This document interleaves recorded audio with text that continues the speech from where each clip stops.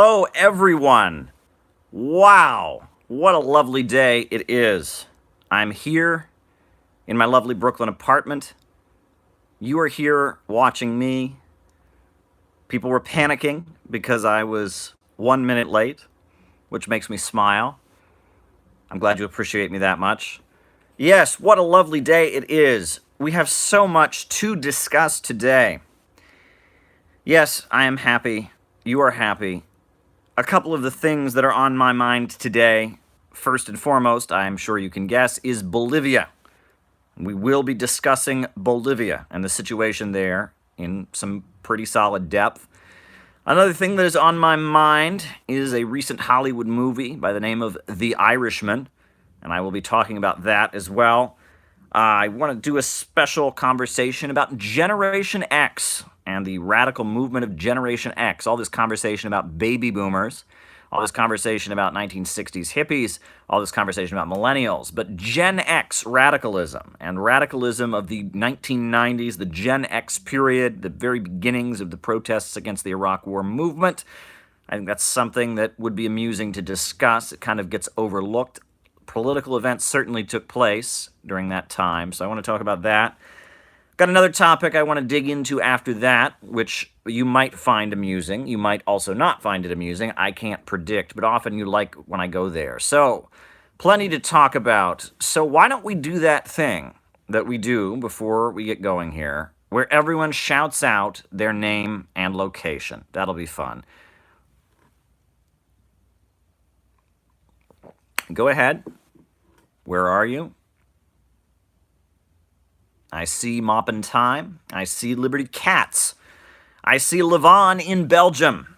I see Tanky in Buenos Aires. I see Danny Uko in Bayonne, New Jersey. I see a comrade in Iran. I see a comrade in Arizona. I see a friend in Wisconsin. I see someone in East Germany. I see Heidi in Scotland. I see Shonen Ronan in Columbus. I see Lincolnite Yankee in North Carolina. I see someone in the Southeast United Kingdom. I see Neon Noir also in the United Kingdom. I see Felicity in Australia. I see Culver City, California, RB. I see New York, New York. I see someone ask Lawrence Chu from Albany. Hello, Caleb says work hard now. Well, work hard right back at you. Plenty to do, plenty to do. I see Joe Howard in Maryland. What a lovely day it is.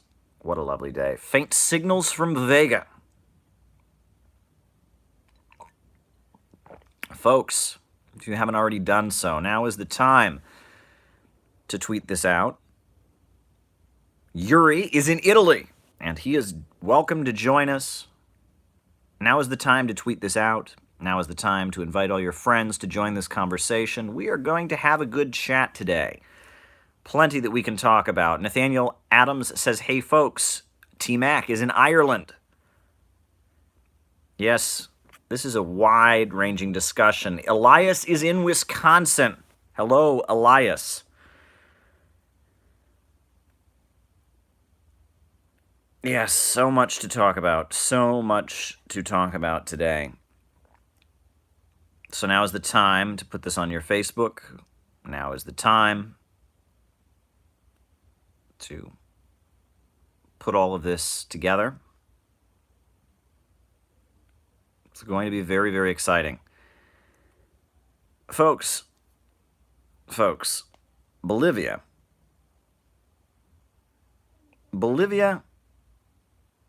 is a country that began on the road to socialism with the election of Evo Morales from the Movement Towards Socialism Party.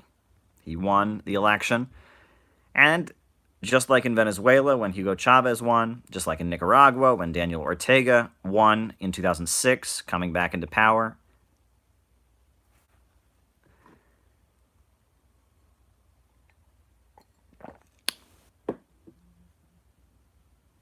these elections began as a referendum on neoliberalism. We all know that Jeffrey Sachs was in Bolivia during the 1990s. He presided over the looting of the economy, cutting public spending, selling off government assets, just looting the place, reducing the country to extreme poverty. Welcome, Kinky. And Evo Morales was elected in the aftermath of all kinds of protests and strikes led by miners. And he was elected. He took office. One of the first countries he visited after getting elected was China, where he said that he admired Mao's proletarian revolution. And after taking office, he began building infrastructure in the country. All kinds of parts of Bolivia that are very mountainous, that didn't have roads, were built. He built all kinds of roads connecting different parts of the country. He nationalized the natural resources, not just the oil and gas, but also the mineral wealth of the country. Morales also wiped out illiteracy in Bolivia, bringing in Cuban literacy volunteers and adult illiteracy, which had plagued the country. Big percentages of adults were illiterate. He wiped out illiteracy in the country. It was a quite dramatic leadership, quite dramatic turn of events. Evo Morales' leadership in Bolivia was a turning point for millions and millions of people. And what was interesting was that Evo Morales was very much an indigenous man, right? He made a very big point of his indigenous heritage, the fact that he was from an indigenous background. And he actually had a ceremony utilizing the indigenous religions in order to swear himself in. He began his inauguration with a moment of silence in honor of Che Guevara. Very popular leader, Evo Morales. And in the last 5-6 years, the results of his Bolivarian socialism in Bolivia, the results were playing out. We've seen the highest rate of GDP growth in all of South America. We have seen vast levels raising people out of poverty. Huge achievements have happened. You remember when Evo Morales met with the Pope and presented the Pope with a crucifix attached to a hammer and sickle, and made a big point to the Pope that there was no contradiction between being a communist and being an advocate of Christianity. Evo Morales was Roman Catholic, but he also practiced his indigenous faith, much like what's happened in Nicaragua, where the slogan of the government is Christianity, socialism, and solidarity. They've erected trees of life that are kind of shrines that they have built as part of practicing an indigenous tradition. Huge things have been accomplished in terms of raising the life expectancy. The Financial Times, as Monetizing Dissent has pointed out, other publications have honored Evo Morales for the rapid rate of economic growth. However, what is important to note about all of this is that we must remember, he was elected multiple times, very popular leader. But U.S. media continued to call him a dictator. The elections were there. It was very clear he won the elections. Many times he won the elections. But yet, U.S. media insisted he was a dictator. UN monitors were there. From 2006 up to now, he has won every election. Those elections have been internationally monitored, and up until the most recent one, where I guess there was some issues with the Organization of American States, almost everyone agreed that he was the elected leader. But that did not stop U.S. media from insisting that he was a dictator. Right? U.S. media has called him a dictator from the moment he stepped into office. From the moment he was first elected, they have called Evo Morales a dictator. From the very moment he has entered the presidency of Bolivia, they have called him a dictator. And that goes to show you that they will always call socialists dictators. When socialists win, they consider it to be dictatorship. Let's keep this in mind. Whenever socialists are elected, the U.S. media calls it a dictatorship.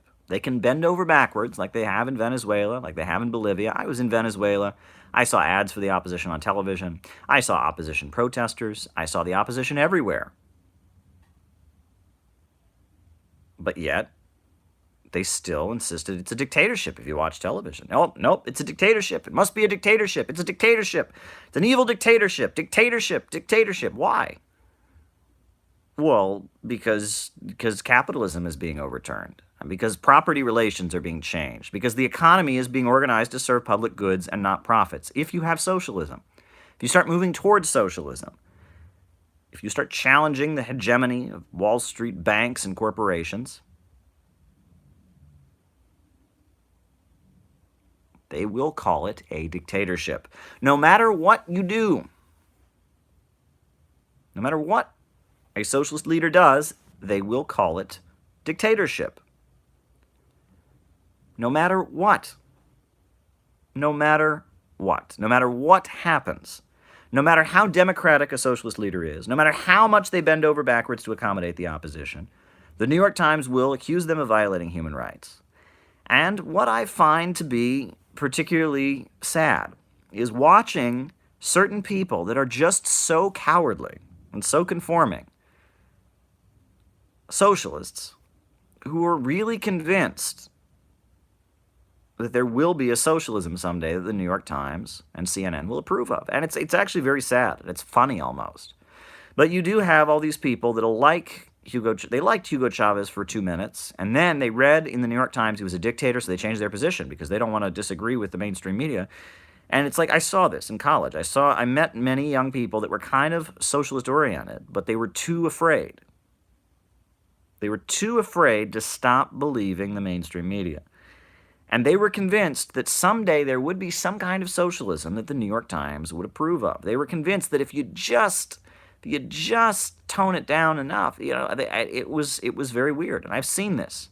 I've seen this a lot. And it's a very, very strange phenomenon where you have people who really believe that somehow CNN and the New York Times are going to approve of a socialist government. That somehow the New York Times is going to, say, you know what, we don't agree with socialism, but he's an upstanding fellow who's just been elected fairly. That's not how they fight. That's not how the billionaires and bankers that run the United States fight. They don't fight fair, they fight dirty. And the more you can come to terms with that, and the more you can recognize that there will never be a socialism that the U.S. media will declare to be democratic. There will never be a socialism that mainstream media, there will never be a socialism that your college professor will tell you was good.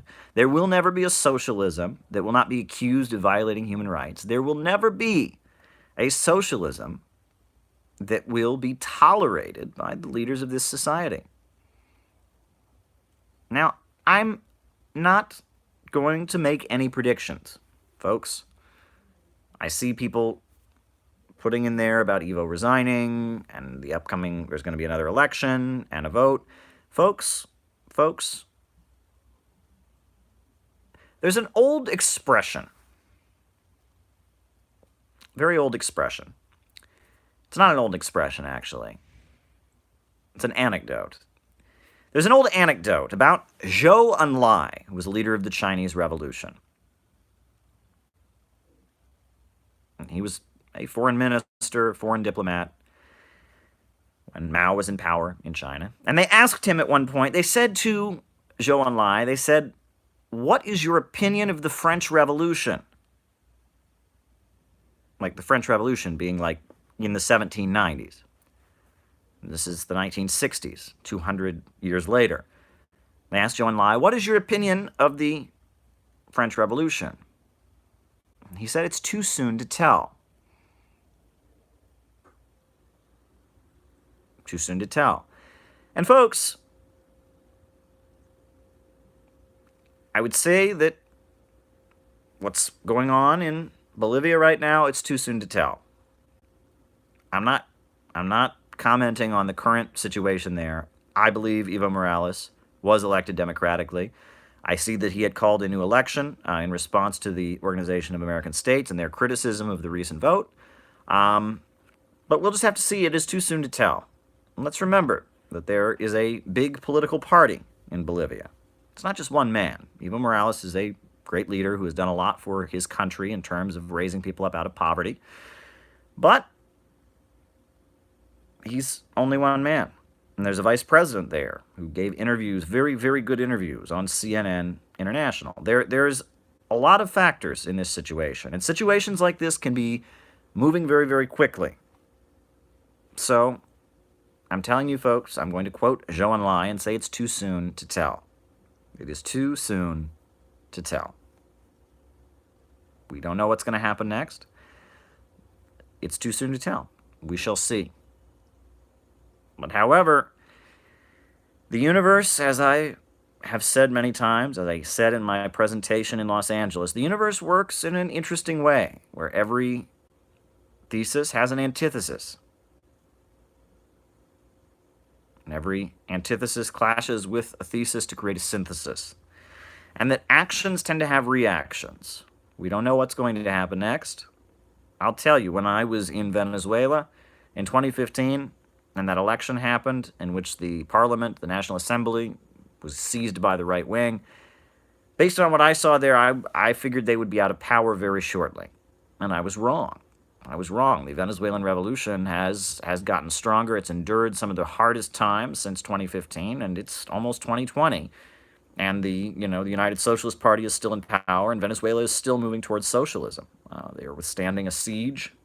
So it's too soon to tell, folks. You never want to be the one to call the game too early. We're all closely watching what's happening in Bolivia. We're also closely watching what's happening in Chile, where the people are in the streets against a neoliberal free market regime that has wrecked the country. We're watching the situation in Argentina, where the left Peronists are on the verge of taking power once again. We're watching the situation in Brazil, where Lula da Silva has been freed from jail. Huge breakthrough and victory. Things are in flux. The world is moving very rapidly right now. So you don't want to be the one to call the game too early. Things are never as simple as they seem. So keep your eye on the situation in Bolivia. I'll be watching it very, very closely. Absolutely, I will be. One thing that shocked me when I was arguing with one of these right-wing individuals on social media,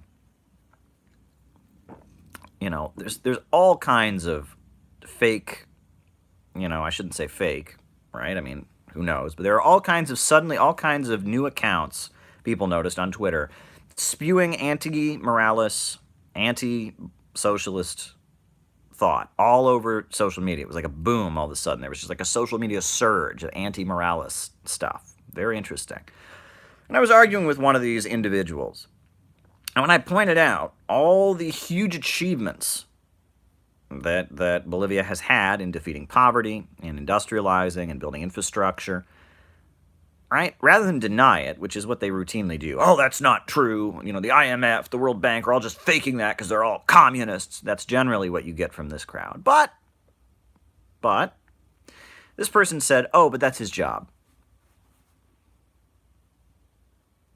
Oh, that's his job. That's just his job, to eliminate poverty. Oh, that's his job. So it doesn't matter. Doesn't matter. And you see a level of naivete there. Because if you pull up neoliberalism on Wikipedia, it pretty clearly spells out that neoliberalism, the economic philosophy that is ruling the world today, does not believe that it is his job to eradicate poverty. Neoliberalism, the economic philosophy that dominates the United States, that dominates the world at this point, says the government has no obligation to alleviate poverty. The government has no obligation to care for people. That the only role for government is to facilitate profits for the market. That's what neoliberalism believes. Milton Friedman, their philosophy says that it is not Evo Morales' job to eradicate poverty. And if the forces of neoliberalism are able to seize control of Bolivia, again, too soon to tell, I'm not calling it, they don't believe it is their job to eradicate poverty. They don't. They don't believe the government has any obligation to help people. Under Evo Morales' leadership, huge leaps and achievements have happened in terms of raising people out of poverty. It's unprecedented. The highest rate of GDP growth in South America, wiping out illiteracy, building roads throughout the country, giving people access to healthcare, building healthcare clinics all over the country. All these things have happened. And when I pointed this out to this person I was arguing with, her response was, well, that's his job. Well, no, actually. It's his job if you believe in socialism.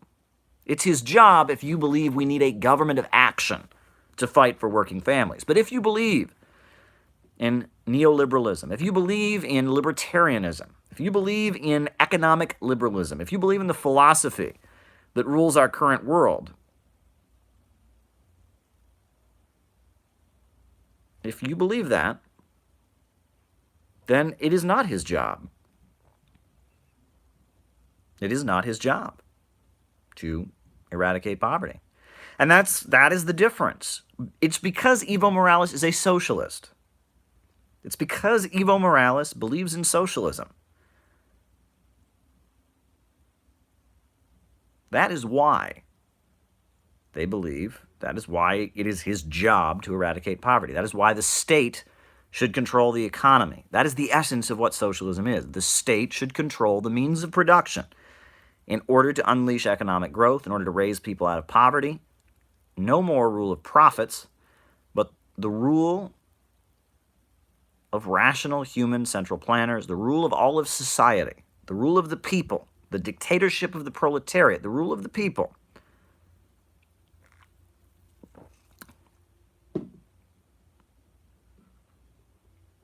Right? And this naive right-wing person simply took that for granted.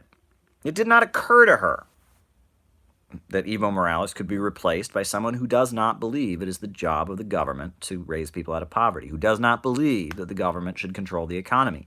And that's a problem that has existed in many different socialist countries. At the time that the fall of the Soviet Union was taking place, many of the leaders of the Soviet Union, many of the people of the Soviet Union didn't understand that they're guaranteed health care, they're guaranteed employment. All of that was on the chopping block. They thought it was simply a matter of opening up to the West. They thought that they would be able to buy more consumer goods. They thought that they would have more civil liberties. They thought there'd be more choices on the ballot when they went to vote. They didn't understand that socialism was up for debate. It was just kind of assumed. And that's one thing that happens in socialist societies. If you visit socialist societies, you'll talk to people, and they really, it seems like such common sense that people should be able to see a doctor when they're sick. It seems like such common sense that people should have jobs and not have to worry about being unemployed. That seems like such common sense that if you say to people in a socialist society, and I heard them say it in Venezuela, I heard right-wing people voting for the opposition tell me, no, they will never get rid of free health care in Venezuela. Well, they did when the Soviet Union fell. I heard people say to me, no, they will never get rid of guaranteed employment in Venezuela. Well, a lot of these right-wing folks are very naive. Very, very naive. And they probably have grievances about corruption, grievances about nepotism that might have a grain of truth in them. But the issue is, what is really at stake here? When the issue is capitalism versus socialism, when the issue is, should Wall Street and London seize control once again, or should we continue down the road to building a more effective socialism? Your personal individual frustration with an individual situation is not what's at stake. Right? That if you're frustrated about corruption, you're frustrated about nepotism, what you want is a more perfected form of socialism. Very, very interesting. These conversations, I remember walking through the streets of Venezuela during the time in which the opposition had won control of the National Assembly, and talking to many people who voted for the opposition, loved Hugo Chavez, loved, the Socialist Party and wanted it done, but they were mad about something specific. They had a specific grievance. And their grievance, I mean, I don't know every situation, but you would say to them, well, I think the issue is that Western capitalism wants to come in here and get rid of everything that the socialist parties have carried out. And the people who voted for the Socialist Party understand that. But there were a lot of folks who said, oh, that will never happen. Never, never, never, never. And you have to remember, Enrique Capriles, who was the leader of the Venezuelan opposition at that time, was claiming to be a socialist. Right? The main opposition candidate in the last Venezuelan presidential election, Enrique Falcón, I believe was his name, Enrique Falcón, he also said, well, I'm a socialist too. But I want to sign on with the World Bank. I want to, be friendlier to the USA. I want, Now that's the gimmick that the right wing in Latin America plays. They say, well, we're socialists too. Whoa. We're socialists too, but we're democratic socialists. That's their line. And it's much more convincing. It's far more convincing. What Venezuelan right-wingers really think, what Leopoldo Lopez really thinks, what the Miami crowd really thinks, just don't sell in the streets of Caracas. So now they say, oh yeah, we're socialists too, but. That's their line. Very interesting. And it has a lot to do with the Pope. And I'm not saying the Pope is in on it. I'm not saying there's some big conspiracy. That's not my point at all.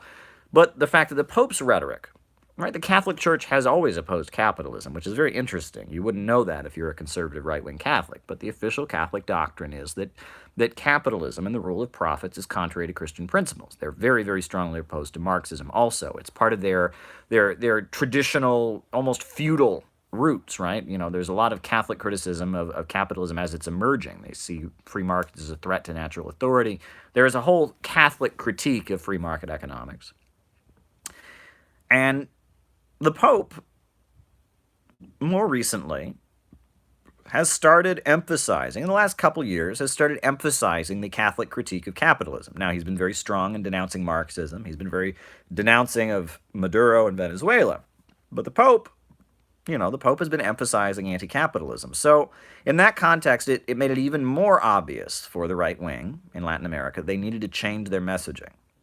And they did. And the Leopoldo Lopez faction of the Venezuelan opposition is not the majority voice. They're just the most dramatic. They're the ones that engage in the straight-up violence and terror and assassinations. Whereas your typical Venezuelan oppositionist, talks a different game. It's very, very complicated. But we're all watching what's happening in Bolivia right now. We're keeping an eye on the situation there because, as I've emphasized before, it's too soon to tell. We don't know. We don't know what's going to happen next, right? I see people saying that Morales has resigned. I saw earlier that there was that there was going to be a new election in response to the election that was criticized by the Organization of American States. We're all watching the situation there very closely. But at the end of the day, the issue isn't one man. It's not Evo Morales. I think he has done a lot for the country. He's achieved a lot in terms of poverty eradication. But at the end of the day, the issue is property relations. Our force is going to assume power in Bolivia that will begin to dismantle socialism, that will begin selling off state assets. Will the economy suddenly begin to function for the benefit of profits once more? Will Jeffrey Sachs fly back in? Will the IMF and the World Bank come in there and start dismantling socialism? Or will the Socialist Party compromise? Will a new president come in? Right? We know that term limits were lifted. Right? There was a referendum, and there was a lot of that, and that they lifted term limits. And Evo Morales got another term, even though originally the Constitution had term limits. And that was part of the disagreement some of these opposition folks raised. They felt like, well, the way in which the lift on term limits was ratified wasn't constitutional or something to that effect. So we don't, again, do folks remember in Zimbabwe? Wow, I'm just going all over the place today, aren't I? Do folks remember in Zimbabwe when Robert Mugabe was stepping down from the presidency? And the U.S. media went wild. They said, this is the end of ZANU-PF. This is the end of the African Revolutionary Government. No, it wasn't. It was just a disagreement within the ruling party. That's what it was. There was a disagreement within the ruling party. Robert Mugabe wanted his successor, when he stepped down, after he died, he wanted his successor to be his wife. And the majority of the people in the ZANU-PF party did not agree with that. And so there was a shuffling of power. And at the end of the day, ZANU-PF is still in power. Zimbabwe's diamond mines are still nationalized. The land reform program has not been altered. China and Zimbabwe are still very close. Zimbabwe is still an anti-capitalist, anti-imperialist government, but there was a disagreement within the ruling party. However, you'll notice that never, the U.S. media looks for every opportunity to scream counter-revolution. North Korea has been on the brink of collapsing my entire adult life. I remember when I was in college, almost a decade ago, and I had to read, one of the articles I had to read was When North Korea Falls. It was predicting the imminent collapse of North Korea. This is before Obama was elected. It was 2006. I had to read in an English class, When North Korea Falls. Well, North Korea ain't fallen. In fact, now they've had a U.S. president enter North Korea. Donald Trump actually entered North Korea. Right? China. Their economy, they have been telling us, and I wrote a whole article, The Collapse That Never Happened. They have been telling us that China is about to have a big, huge economic collapse since the beginning of my adult. I remember when I was a kid, I was hearing about how China's economy was about to collapse. Well, it hasn't collapsed yet. They make predictions in a way that they're hoping to give encouragement to certain factions. Let's be real about that. Now, do setbacks happen? Sure. The fall of the Soviet Union. The ushering in of neoliberalism all across Eastern Europe and in Russia, the Yeltsin regime, that whole thing, that was a huge dramatic setback, and it cost millions of lives. In terms of sex trafficking, in terms of heroin addiction, in terms of all kinds of things that fell out that resulted from imposing neoliberalism on Russia and Eastern Europe. And a lot of the countries in Eastern Europe have never recovered. Poland has economically recovered. They've had a little bit of a recovery. Russia has certainly recovered. But you go to Latvia, you go to Lithuania, these are countries. You go to Romania, you go to Czechoslovakia. These are countries that never really recovered from the devastation of the rule of Wall Street bankers being re-seized in color revolutions, right? What a crazy time, folks. What a crazy, crazy time.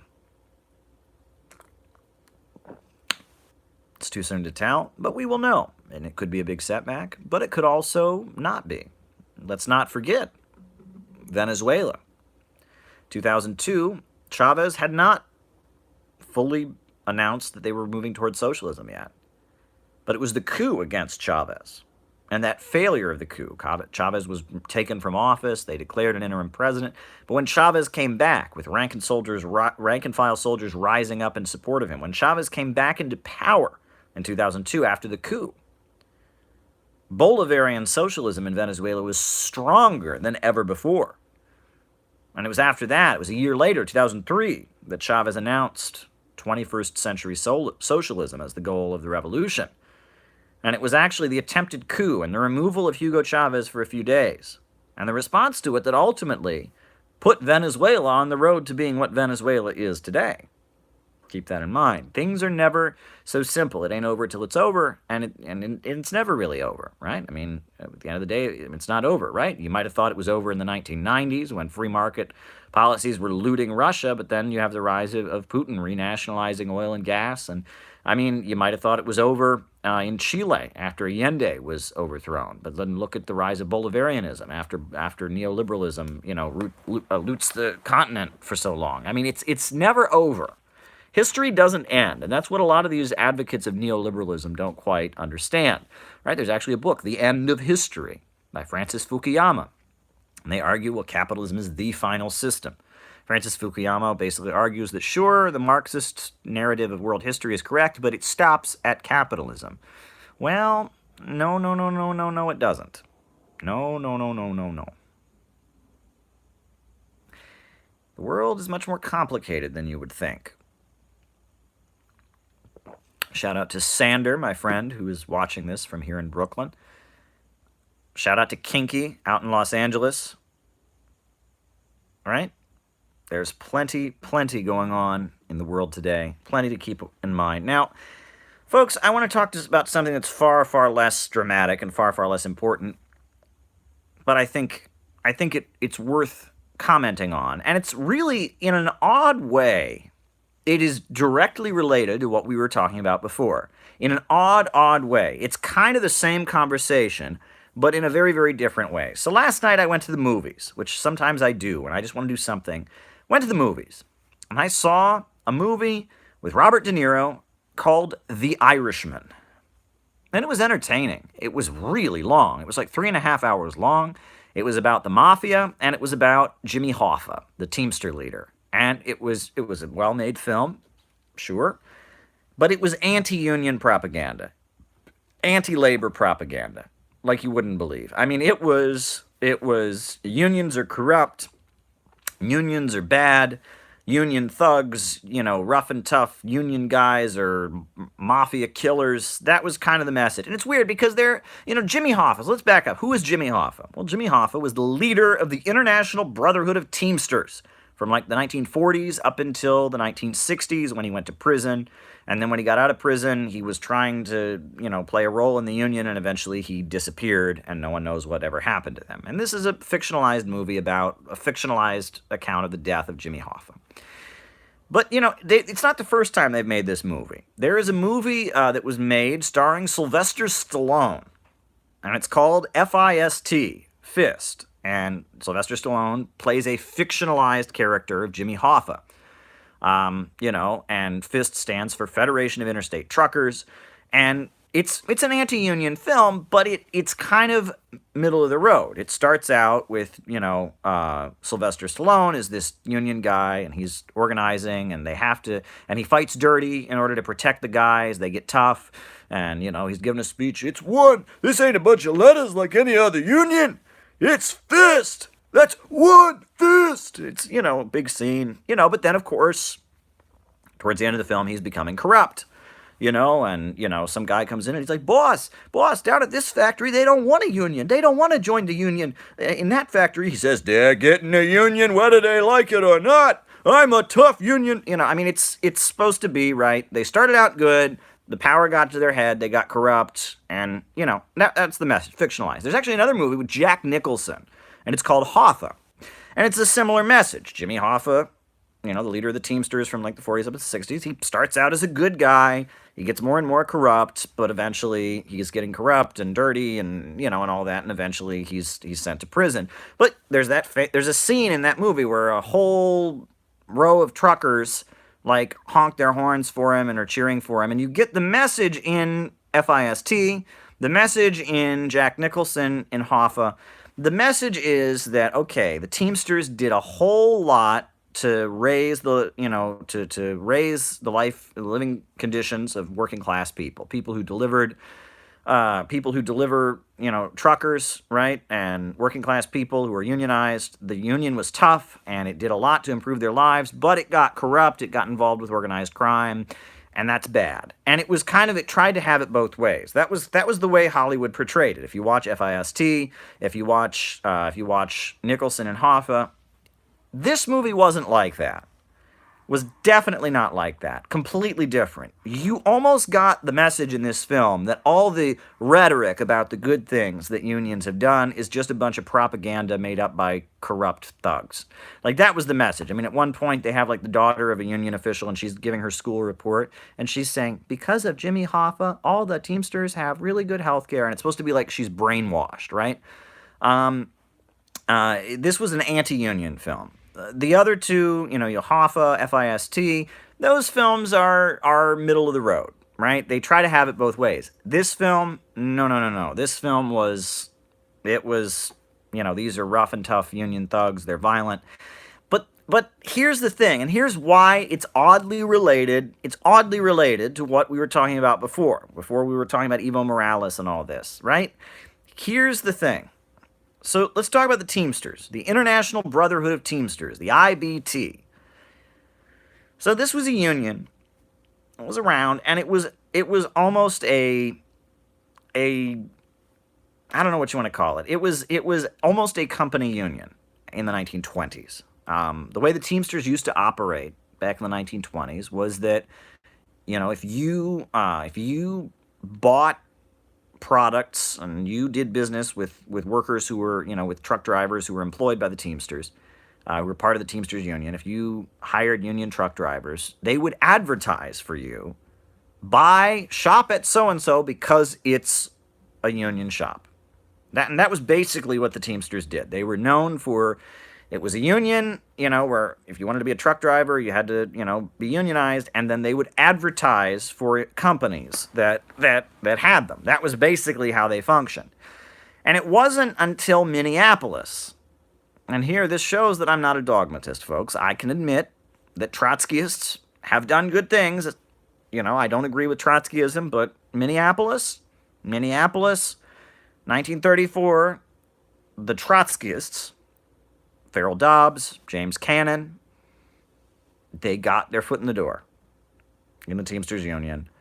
And they did some amazing work. The Minneapolis strike of 1934, the Minneapolis General Strike, that was a big development. Farrell Dobbs, James Cannon, who was it? The Dunn brothers. There was a big.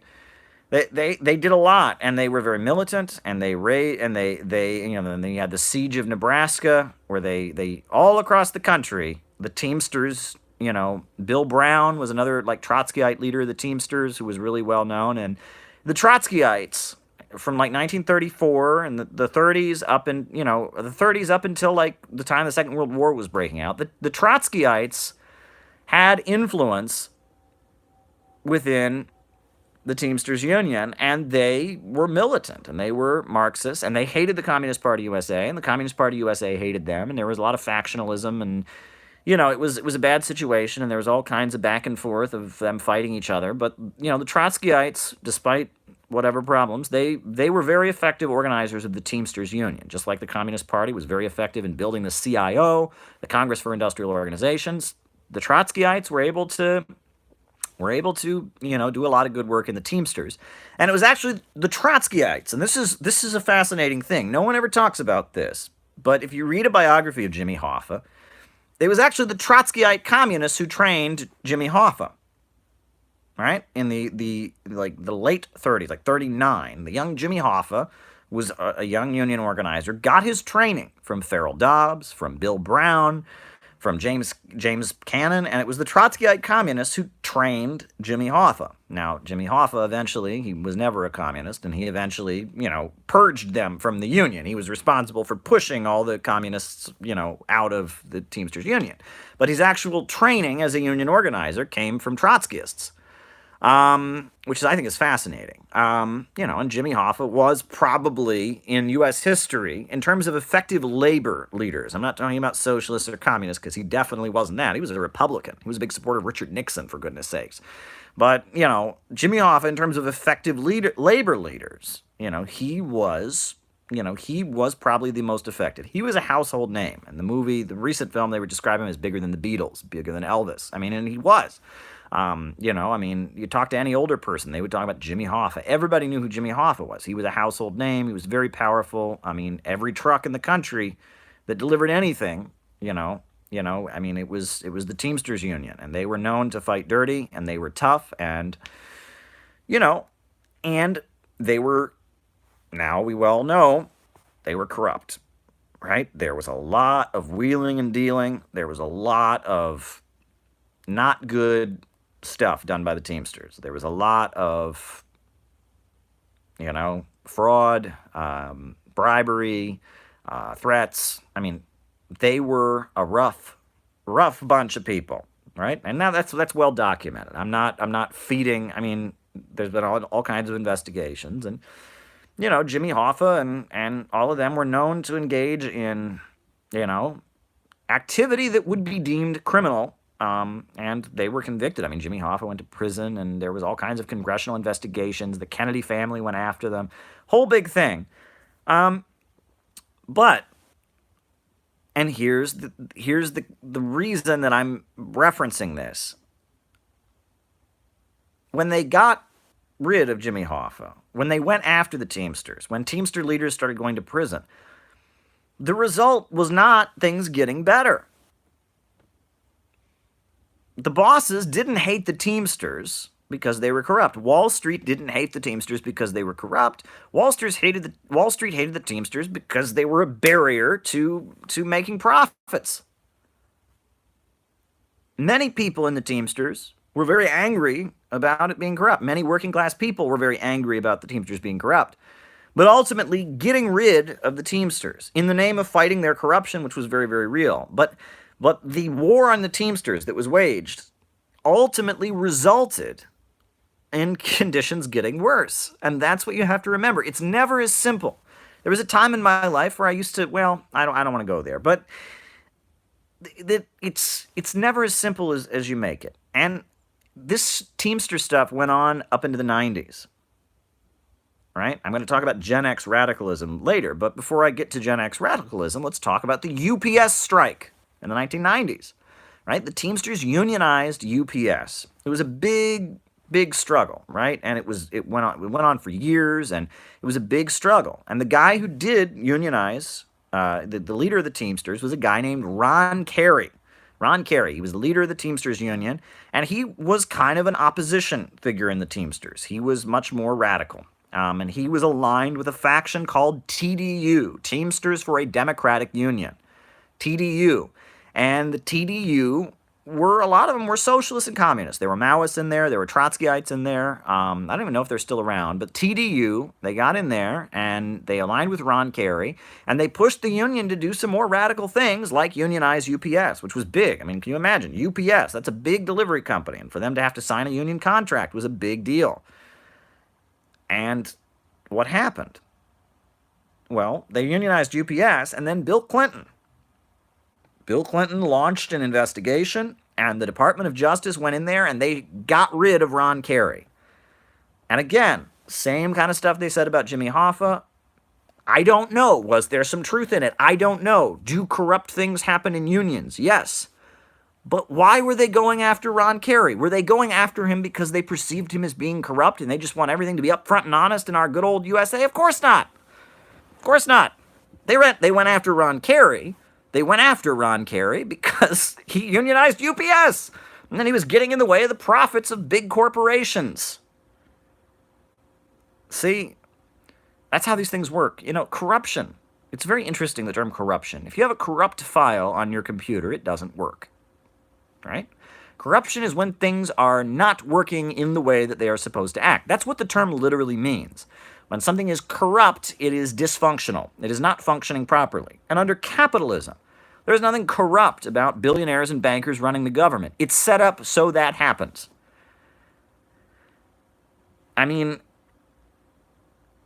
things that are legally considered to be corruption in the United States, the reason that they are legally considered that, the laws have been written in a way to make sure that low-level corruption doesn't happen because it could get in the way of the big-level corruption. Sure, if you're a union and you go and you try to bribe an elected official, you show up at an elected official's office with a bag of cash, you will go to jail. That's bribery. We don't allow that. But if you're a billionaire corporation and you set up a political action committee and you have all the lawyers to get together and dot the I's and cross the T's and people get elected because they're friendly to you and that is not considered to be corruption because it's legal, because the people who write the laws write it so that unions can't, win politicians and big corporations can. The way corruption is talked about. I mean, that's what they went after Lula da Silva over. Again, I don't know all the details about the car wash scandal and all of that, but compared to the right wing, compared to the people that ended up putting Lula da Silva in jail, he was far less in bed with big corporations, far less in bed with Wall Street. I mean, did he have some kind of scandal with somebody? I don't know. But the thing is, legal corruption in the United States, if you want to call it that, is a fact of life. We all know it. We all know it. Everyone in the United States knows this. The politicians, the Democrats and the Republicans, work for big corporations and banks. Right? The elections in the United States are highly expensive. Right? Our political system is rigged by the rich and powerful. We all know that. That's a fact of life. It's hilarious. There was a time where if you said that, I remember when I was a kid in the 1990s when the economy was doing better, if you said that, people would put their hand over their heart and say, no, America is a democracy. Now they don't say that. Trump people think that. Trump people think the system's rigged.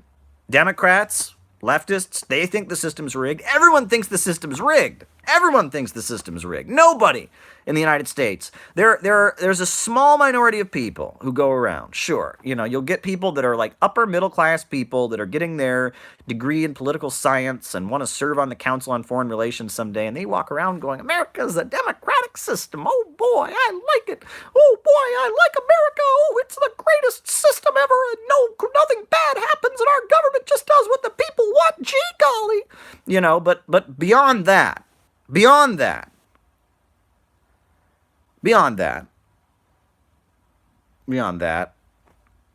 you walk around the streets of New York City, you walk around the streets of Ohio, you walk around the streets of Southern California, you walk around the streets of Alabama, you walk around the streets of Atlanta, Georgia, you walk around the streets of Detroit, everybody knows the system's rigged. Now, the disagreement in American politics is really who is rigging it, and for what purpose? And what do we do about it? That's the difference, right? You get a lot of people who say, we need real capitalism. You get a lot of people who say it's the Illuminati, it's the thing high up on the thing. You get a lot of people who say it's rigged by the Democrats because they're no good, and George Soros. You get people who say it's rigged by the Republicans and they're no good. We just need Democrats in there. But, other than a certain cast of people who really want to be the next Hillary Clinton, right? Or they're just a cast of people who are just like... And you have to wonder how much they really believe it. I think they just think it's good for their career. Or they think that they're going to get somewhere in the world if they talk that way. The people that walk around with the Mickey Mouse voice, oh boy, America never does anything wrong. Oh man, I'm so happy the USA invaded Iraq and freed those people from Saddam Hussein. Yippee! That group of people, we're talking a very, very small percentage of U.S. society. And I mean... You can psychoanalyze them if you want. I'm not going to. But aside from them, everyone basically agrees things are rigged. The question is why. And that leads us to why ideology is important. That's why what we talk about on these lives is so darn important. Gee golly. Gosh darn it. Because just thinking that things are rigged, just thinking that wars are bad, just thinking that things are corrupt is not enough. You can think that wars are bad, you can think things are corrupt, and and that's why we need real capitalism, and that's why I'm voting for Ron Paul and to privatize everything, and I'm reading the Atlas Shrugged and the Ayn Rand. You can think things are corrupt and say, yes, things are corrupt, and that's why, it's not enough to simply be opposed to the status quo. To simply be cynical is definitely not enough. Ideology is important. The movement is not everything. The goal is not nothing. And if you can't have a conversation about why things are corrupt, why the problems exist, if you can't have that conversation, if you can't talk about Marxism, you can't talk about class struggle, and capitalism versus socialism and ideology, if you don't talk about that kind of thing, at the end of the day, you're not really getting done what needs to be done. Just saying that problems exist, just saying that the status quo sucks, isn't enough. That is a point that I continue to hammer home, and it needs to be made over and over and over and over again. Movementism. 1960s movementism is a big problem. Back in the 1960s, sure, if you were against the Vietnam War, you started going to Vietnam War rallies. Eventually, if you got more radical, you become a Marxist. Not like that anymore. Back in the 1960s, if you were in the military, I've heard this story. If you were in the military in the Vietnam War and you started to turn against the war, you started reading Marx, and you started reading, socialist literature. That was just what you did. If you were in prison in the 1960s and you started to become radical, and you started to, you started reading, the Black Panthers, and it's not like that anymore. In prison and in the military, what are people reading? They're reading Atlas Shrugged. They're reading Behold a Pale Horse. That's a very popular book among prisoners. It's an Illuminati conspiracy theory book. Just having dissident ideas in our time is not the road to radicalism like it once was. But I don't want to beat up on baby boomers. I love you all baby boomers. I talk a little about that a little bit too much because it's weird because, I'm a millennial. We've got Generation Z coming up. Baby boomer radicals. I spent a lot of time with some baby boomer radicals, and so I have my frustrations, and they still run the Marxist groups. Even though those folks are very, very old, they still basically run all the communist groups. But there's another generation in there. There's this Generation X, Gen Xers. And Gen Xer radicalism is pretty weird. And a friend of mine, shout out to Arthur, he was asking me about Generation X radicalism today. And I thought I might talk about that because I started reading socialist and communist literature, when I was pretty young. And the first demonstrations I ever went to were protests against the Iraq War, which was like the very end of this period of radicalism, right? That was before the financial crisis. Most of the communist groups still existed. It was way before Occupy Wall Street, way before any of the developments we've seen, way before Obama was even elected. But I even then, I would call post 9/11 protests, that was just the very, very end. And I realized that as I was just coming into political consciousness, I was glimpsing the very end of a period that had existed prior. I remember when I first started looking at communist groups, and their literature, they all talked about Mumia Abu Jamal. Folks know the name Mumia Abu Jamal. Well, Mumia Abu Jamal was a young man who'd been in the Black Panther Party. Then later he went on to become an award-winning radio journalist, accused of killing a police officer, was on death row, and they tried to execute him in 1996 on 2 different occasions. And there were protests in Philadelphia. Millions of people came to Philadelphia to protests. The Pope opposed it. All kinds of European politicians opposed it. It was big. It was a big thing. And Mumia Abu Jamal became kind of the symbol of the anti-death penalty movement. And his trial, in many, many ways, was completely absurd. I mean, there was ballistic evidence that showed the bullets didn't come from his gun. There were witnesses who were tampered with. There was a witness, a young woman, who was basically, the police threatened her and urged her to testify against Mumia, and she's retracted her testimony, but she was under threat, dragged into court to testify and basically forced to tell lies against Mumia Abu Jamal. It was a big case. And Mumia Abu Jamal, to the police, to the Fraternal Order of Police, Mumia Abu Jamal was like the symbol of everything they were mad about, right? He was a Black Panther. He had dreadlocks. He still has dreadlocks. And, he was the symbol of kind of anti-cop radicalism. And to the global left, to the socialists and communists and anarchists and leftists all over the world, Mumia was the symbol of why the U.S. death penalty needed to get rid of. Racial bias, the history of racial injustice in the United States, the fact that cops have this sadistic, the fact that it is in many ways, a sadistic vendetta, right? People always talked with the case about the Mumia exception. It was very famous. They would talk about that. Whereas, according to Pennsylvania law, you can only get the death penalty. You can only get the death penalty for premeditated murder, right? It can't be a crime of passion. Can't be you get into a rage and shoot somebody. You can't get the death penalty for that. A lot of states have that rule that, guy comes home, his wife's in bed with another man, he pulls out his gun and shoots both of them. Well, he doesn't get the death penalty. He goes to jail for life because that was a crime of passion. It was in the moment he lost control. Pennsylvania state law, it must be premeditated murder. You have to plan your murder, right? It's pretty clear. Must be a premeditated murder. That is the law of the state of Pennsylvania, except for Mumia Abu Jamal. Because even according to the prosecution's narrative events, they said, he was pulled over, and there was a fight, and then he shot this police officer. Well, there was no premeditation, but they referred to it as the Mumia exception. The Mumia exception, they called it, because Mumia Abu Jamal, because the police saw him as an anti-police activist, because he'd been a Black Panther, because it was a police officer who was accused of killing, all the laws of the state of Pennsylvania flew out the window.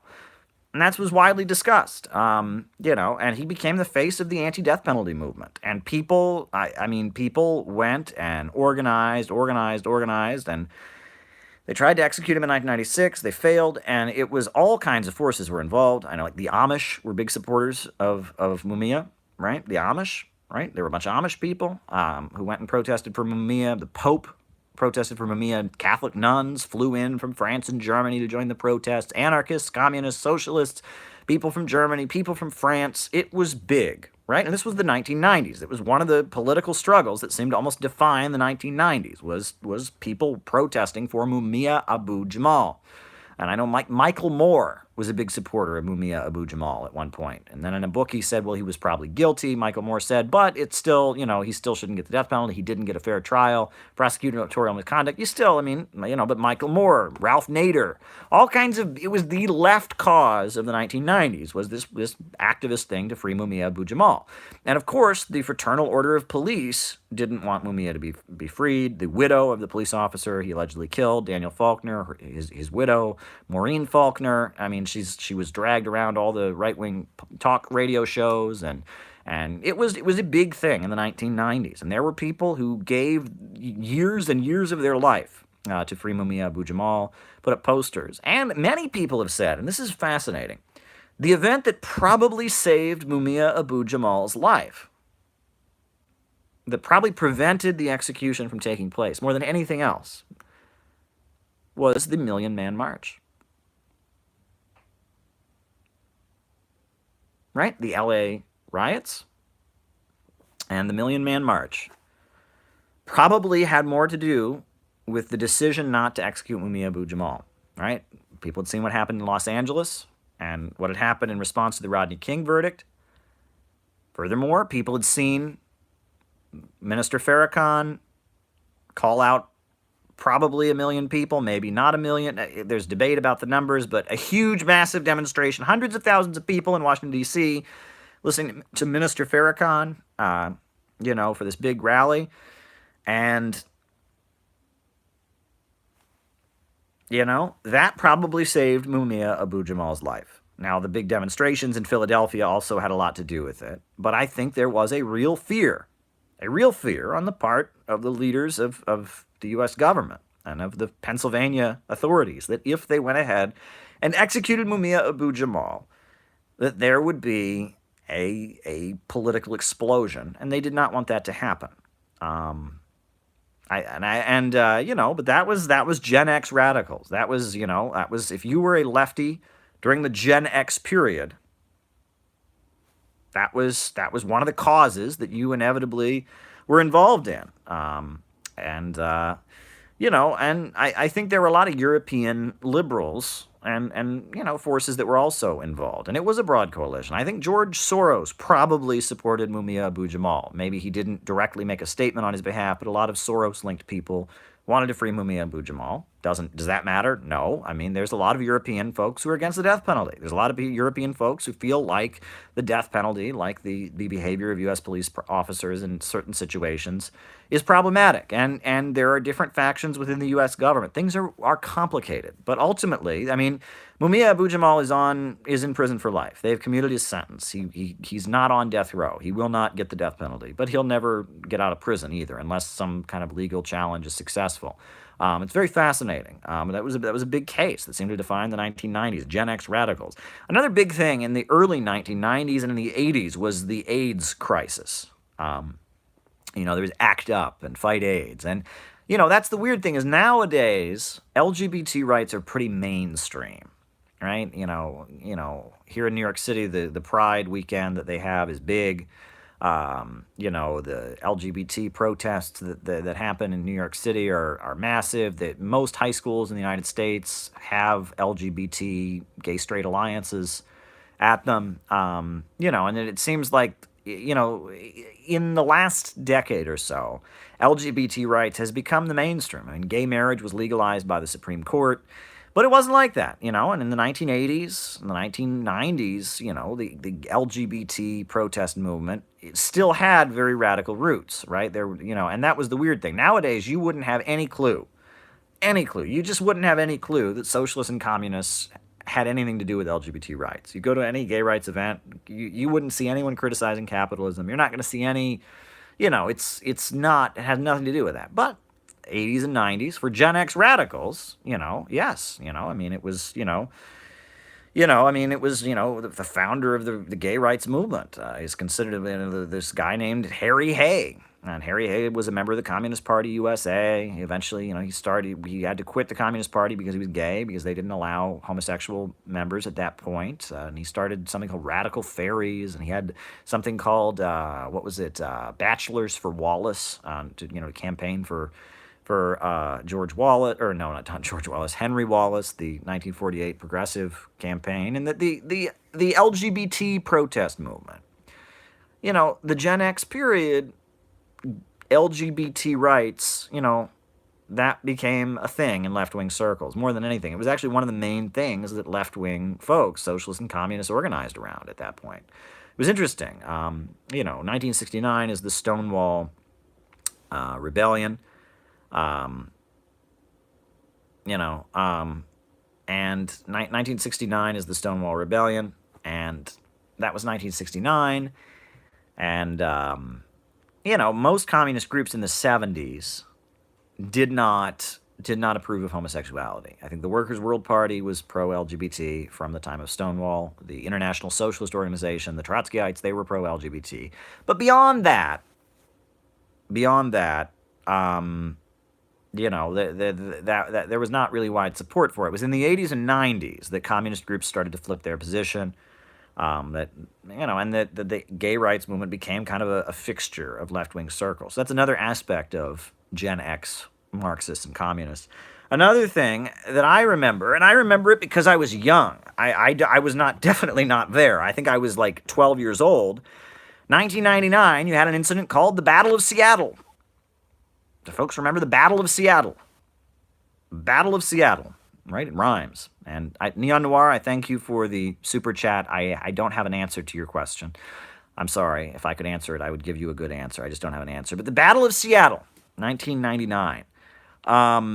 That was an incident, and it was very, very big. It was the World Trade Organization had convened in Seattle, and labor unions, AFL-CIO, came out and had a big rally against it, and anarchist black bloc forces went out there and protested against it, and environmentalists were there, and it was big, and people fought in the streets, and Starbucks windows were broken, and the police opened fire on the crowds with rubber bullets and tear gas, and it was a pitched battle in the streets. It was a big, big incident. The Battle of Seattle, 1999. And I remember the Battle of Seattle because I was a young person, and I remember seeing, I think it was like Reader's Digest or Time Magazine or something, and I saw the cover of it, and I saw somebody spray painting something, and then it said that they were anarchists, and I was confused because the spray painting that they had was like against capitalism or something. I was confused. I was like, are they communists? Like, what's going on here? That was, and I saw that, but that was all over the news. You have to remember, and, it had a big impact. Unfortunately, it had a big impact in some negative, well, I shouldn't even say unfortunately, but the impact that it had was that I do remember that the Columbine Massacre also happened in 1999. And there was like this huge like feeling about like, this is before Columbine, or this is before 9/11, and there's this big fear like school shootings were becoming a new thing. Like the Columbine Massacre happened. There'd been a couple other incidents in the lead up to it. And I remember there was like TV programs on like local news, like watch out for anarchism. Young people will become anarchists. Anarchists are kind of like communists, except they are more violent, and it was like, there was this like fear of anarchists, right? And that, the Battle of Seattle, they're doing violent things in the streets. They wear black masks. And then somehow, even though the Columbine shooters were like white supremacists who were into Nietzsche and, well, whatever, somehow they're blessed in black. And that was one of the weird things. I mean, it was like there was this like mainstream America was afraid of teenagers becoming anarchists and Nazis and being violent or something. And that's, when you get the whole edgelord thing, and you get the whole goths, and like they blamed the Columbine Massacre on Marilyn Manson's music, even though the young kids didn't listen to it. But it was like Gen X radicals in the mind of the US public were associated with teenagers who were bad or something. It was very weird. It was very, very strange. But then what was interesting is that's also the period where Amy Goodman comes out of, and Democracy Now, right? And and when you think of like leftist circles as being like a young white woman with dreads who's like, playing a drum, and she's got like a Free Mumia button on while she's playing her drum. Like, that's what comes to mind when I think of Gen X radicalism. It's Gen X radicalism is it's people marching against globalization, marching to Free Mumia Abu Jamal, playing drums, wearing Free Mumia buttons, listening to Amy Goodman, protesting. And the communist groups were there, and they were much stronger than they are now, which is interesting. There was a lot more communist groups. The ISO was pretty big in the 1990s. The International Socialist Organization, they recruited a lot. They were involved in the UPS union struggle. And, Gen X radicalism, it must have been awful. I mean, I observed the very end of it. I started being politically active in 2006. I was reading a lot as a high school student. But, the atmosphere in the 1990s, the political atmosphere in the 1990s was awful. It was just really, really, and that's why communist groups are so weak at this point, is because between the 1960, the political turmoil that defined the years of 1968 to 1972, which is when most of these communist groups came into fruition. That's when they really gained popularity and strength. Between then and now was the 1970s, as they were declining and declining and declining. The 1980s, when they were declining and declining and declining. The 1990s, when the Soviet Union fell, and it was like these folks had been through so much hardship. What they believe in, has taken so much of a beating, that what they believe has gotten. They've gotten very confused. And that's why, you talk to some of these older communist groups, they think the Soviet Union became capitalist in 1956 when Stalin died. I don't know how that happened. Khrushchev came into power and magically changed who controlled the means of production. These groups but these groups are holding on to, beliefs. They've become like little tiny religious cults that are, they have their one true religion, and the rest of the world was going one way, and they kept the faith. But this is a response to hostile circumstances. This is a response to years of hardship. This is a response to,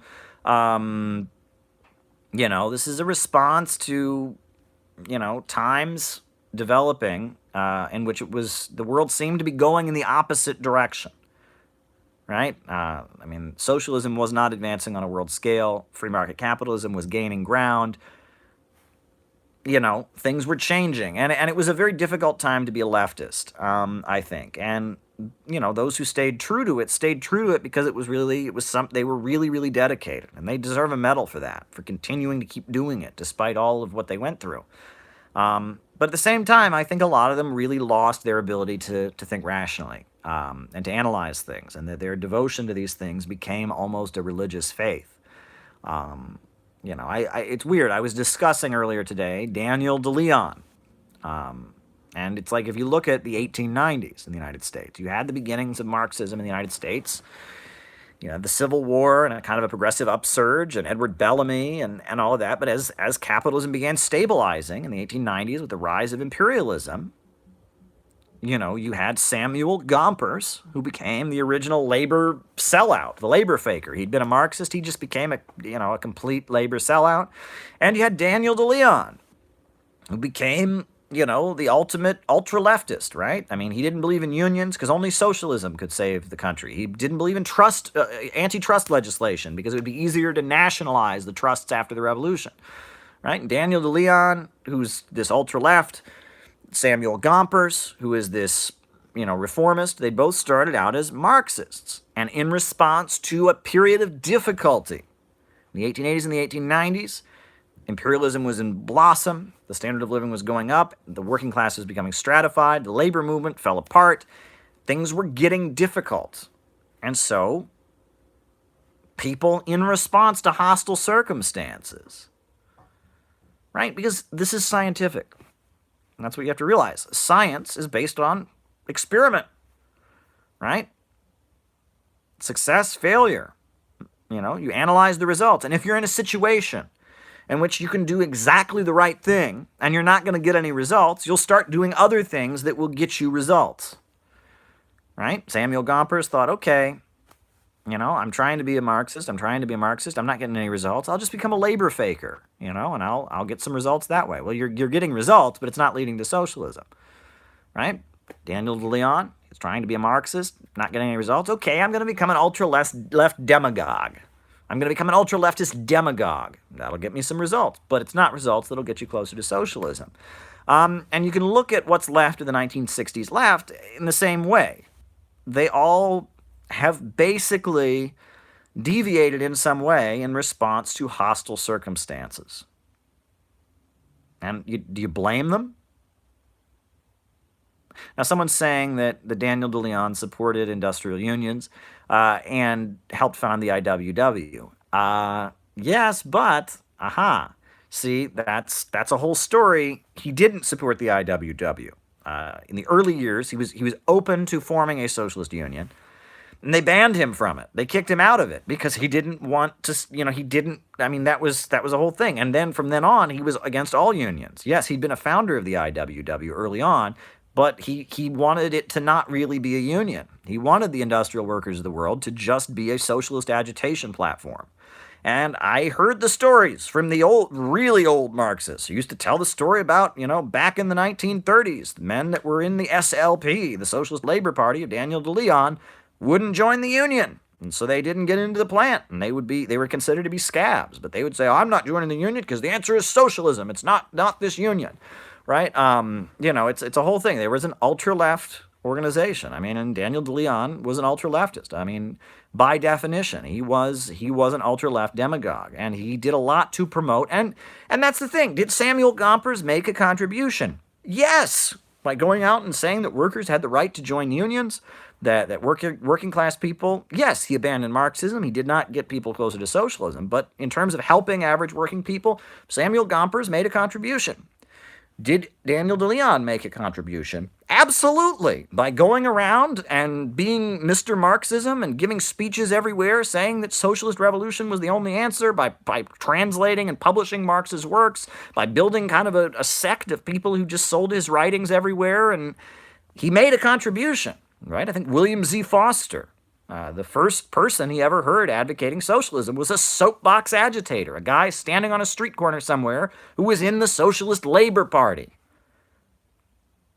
Right? And he heard this guy standing on a platform, and look at that. Eugene Debs, who founded what was a very effective mass organization, the Socialist Party. The first group he was in was Daniel de Leon's Socialist Labor Party. But then he said this isn't really going anyplace, and so he formed the Socialist Party, which was more similar to the European Marxist parties. It wasn't a dogmatic party. It was a second international kind of group. So, it's not that these people don't make a contribution. But hostile circumstances tend to push forward elements that are not Marxist, and that's what makes all of this complicated. And and Gen X radicals. The period that they were in. Why? All the things I like to complain about. All the things I'm constantly complaining about. All the things I am constantly complaining about in left-wing circles. If you think what baby boomer radicals have been through, you look at what Generation X radicals have been through, they make absolutely perfect sense. It makes absolutely perfect sense. But we're in a new period now. Capitalism is collapsing on a global scale. Millions of people now realize that the system is rigged and that the rich people have all the power. People want change. Socialism has changed around the world. We've got the One Belt, One Road initiative. We've got Bolivarian socialism in South America. We've got anti-imperialist forces rising all over the world, but things have changed. We're in a new situation. So I understand why baby boomer radicals are the way they are. I understand why Generation X radicals are the way they are. But we need to figure out what is the answer for our time and what is going to work in this country at this time. I hope that was comprehensible.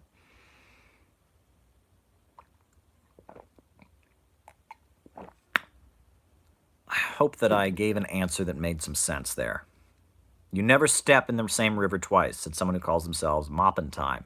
And that's true, right? A does not equal A. You never step into the same river twice. And we're in a new circumstance. One thing that I want to mention that's interesting is, now, when I was talking about the 80s and 90s, and I was talking about the left, the Gen X left, one thing that I would associate, and this is interesting here, one thing I would associate with radical leftists, in the 1990s, in the 1980s, is Wicca and witchcraft and the occult, right? And that sounds really weird, but I'll tell you, when I went to a festival one time in Cleveland called, I think it was the Hessler Street Fair in Cleveland, and it was a place, and I went there for no other reason than that a couple communist groups had literature tables, and I wanted to meet a real live communist and talk to one. So I went to this place where 2 communist groups had a literature table. I think it was 3 communist groups had a literature table. I was so excited I was going to meet them. And what I went to was a counterculture hippie festival in the middle of the streets of Cleveland. Right? And there was some kind of, Wicca witchcraft voodoo ceremony going on one corner, and there was some kind of feminist something going on in another place, and there were socialists and communists over here, and there was a legalized marijuana area over there, and it was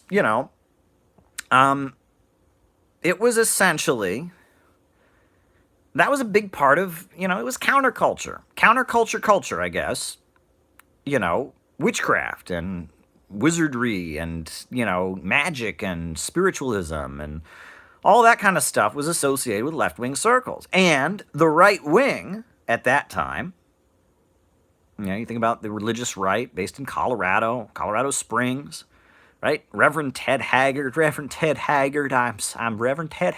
I'm so angry. I'm secretly gay. Reverend Ted Haggard.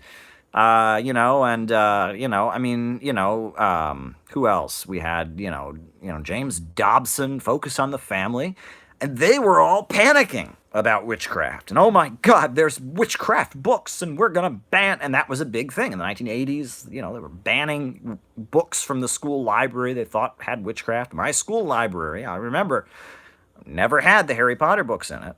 Never did, because evangelicals, they don't like that witchcraft stuff. And so it was like, and then for a lot of young girls, that was like their rebellion, was to get into, to go to Barnes & Noble or Borders. There's no Borders no more, but that was a store. It was like Barnes & Noble, and they'd go there and buy witchcraft books, and that was, and that was part of the culture. But it's weird.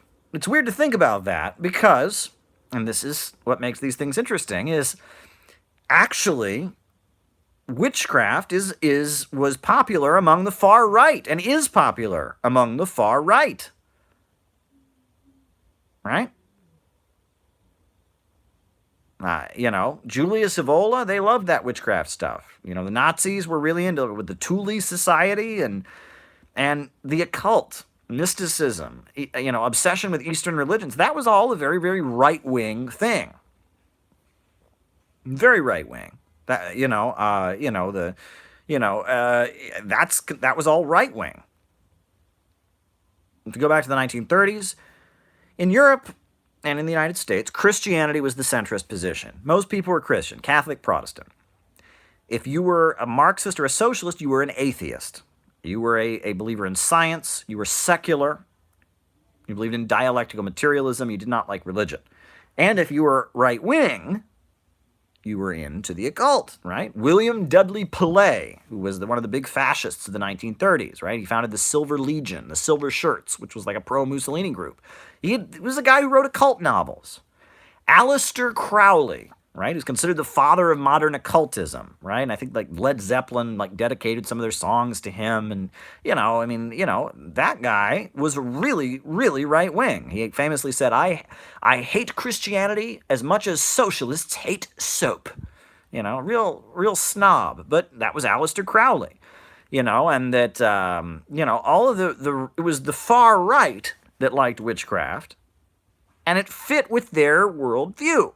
Right? The far right, in their worldview, that there was these ancient ways. There were these ancient ways, they called them. There were these magical ancient ways that we needed to get back to, the natural order, the natural hierarchy, the way the world was supposed to be.